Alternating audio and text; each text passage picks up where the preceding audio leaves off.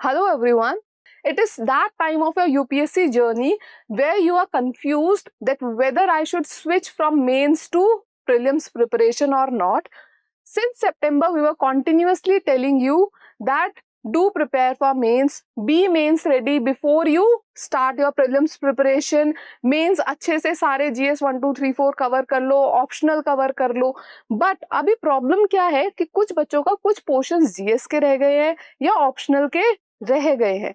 उसकी वजह से you might feel confused whether I should extend my preparation for another 1 month or shall I switch to prelims and फिर prelims के बाद देखेंगे जो कर पाएंगे या नहीं कर पाएंगे.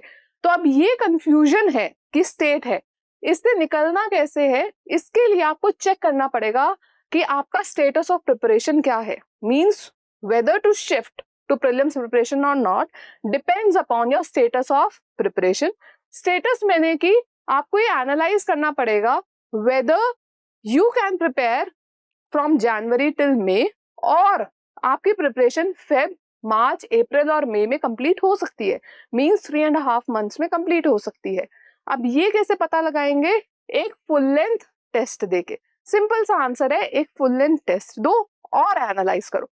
फुल लेंथ टेस्ट सब्जेक्ट का नहीं, full length test full syllabus का. मींस एक टेस्ट पेपर लो जिसमें सारे सब्जेक्ट्स के जो एक्चुअल यूपीएससी में आता है सारे सब्जेक्ट्स के क्वेश्चंस हो. ओके, और उसी फॉर्मेट में उसी पैटर्न पे हो. एक रियलिस्टिक टेस्ट असेसमेंट हो. फिर वो टेस्ट देने के बाद दो चीजें करनी है. एक, अपने मार्क्स आइडेंटिफाई करने. If your marks is more than 110 plus तो आप थोड़ा सेफर जोन में है. तो आप 3.5 मंथ्स में, means if you start your preparation in Feb also, तो आप थोड़ा कर पाएंगे, वहां पे मैनेज कर पाएंगे. It is manageable. तो आप अपने मेंस को थोड़ा और टाइम अलॉट कर सकते हैं. बट अगर रेंज जो है वो 90 to 110 के बीच में आ रही है, उस केस में आप अपने टाइम को डिवाइड कर सकते हैं हाफ केस में. Half means half part of your day और less than half part of your day will go to mains and another half of your day will go to prelims preparation. लेकिन अगर 80 से कम के अंदर आ रहे हैं, कम है बहुत, तो उस केस में yes, you should start your prelims preparation. Another important factor which you should consider is कि किस सब्जेक्ट में कितने मार्क्स आ रहे हैं.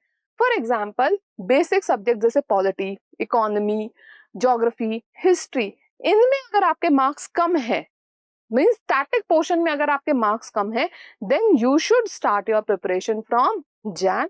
लेकिन अगर ऐसे टॉपिक्स में कम है जैसे करंट अफेयर्स, क्योंकि करंट अफेयर्स हो सकता है आपने अभी ढंग से नहीं पढ़ा, तो उसको बाद में ब्रश अप किया जा सकता है. लेकिन स्टैटिक के मेरे सारे क्वेश्चन सही हैं, means you are in safer zone. आप अपने प्रिपरेशन को थोड़ा, मेंस के प्रिपरेशन को एक्सटेंड करेंगे और धीरे धीरे मिड जनवरी से प्री के फेज में आ जाएंगे तो भी चलेगा. Means you have another 15-20 days to prepare for mains.